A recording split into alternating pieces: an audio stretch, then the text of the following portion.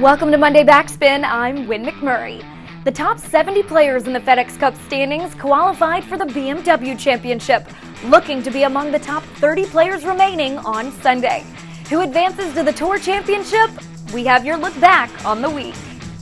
Settle in as we rewind the week with Monday Backspin, presented by Bridgestone. On the line, one more week to compete for the FedEx Cup, the penultimate event in the PGA Tour playoffs. Survive Cog Hill's Dubs Dread and punch your ticket to Atlanta.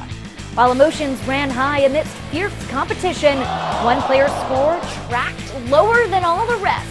On Saturday, Tiger Woods broke the course record with a 9-under 62, giving him a 7-stroke cushion for the final round of the BMW Championship. Woods went on to win by 8, regaining the #1 spot in the FedEx Cup standings and tying Walter Hagen for a tournament record of 5 BMW Championship titles. The victory, Tiger's 71st of his career. Now, only 2 wins shy of the Golden Bear on the all-time list. Another golf great was honored at the event previously known as the Western Open, which holds the distinction of being the second oldest tournament in the United States after the U.S. Open. Thursday was the King's 80th birthday. To pay tribute to Arnold Palmer and all that he has done for the game, players and broadcasters wore Arnold Palmer umbrella pins.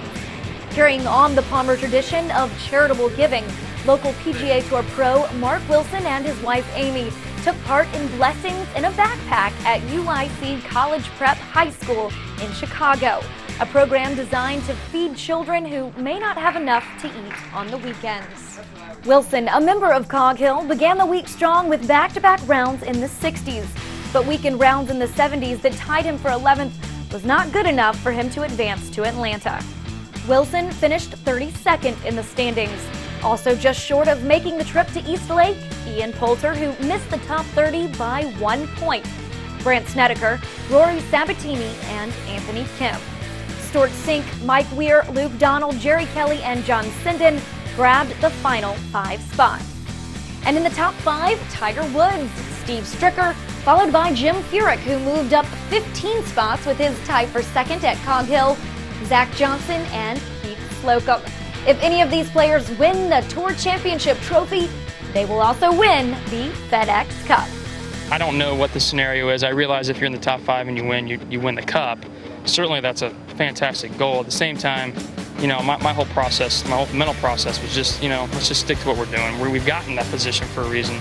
Let's not stray away from, those outcome thoughts.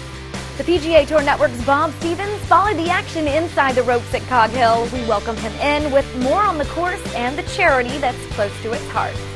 Win, this is not the kind of sign you see at just every venue the PGA Tour players play. Thank you for playing Cog Hill, signed by Frank Jemsek. The Jemsek family has made this a family-owned, operated, and family-feeling kind of place since they built it back in the 20s. You can come play the Dubs Dread course for $150. They just spent $5 million on it. It's a great place to play. Tiger Woods and the gang certainly think so. They move on to Atlanta and the FedEx Cup Championship. All the riches that are a part of that are coming up in 2 weeks. They're dead tired. They need this coming week off. As for the Jemseks, they will continue to run this course in the coming weeks, and they will continue to funnel the money from this tournament into the Evans Scholars Program that the Western Golf Association runs. A great program that sends an awful lot of kids to college who become great in their own right, whether it be on the golf course or not. A great family-run operation that certainly created a very popular champion this week. Now, it's a week off and then on to Atlanta. Win?